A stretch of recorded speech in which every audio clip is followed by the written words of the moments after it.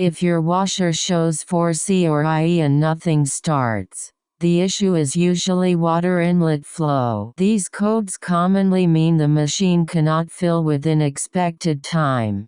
That can come from closed valves, kinked hoses, clogged inlet filters, or poor supply pressure. Verify both supply valves are open.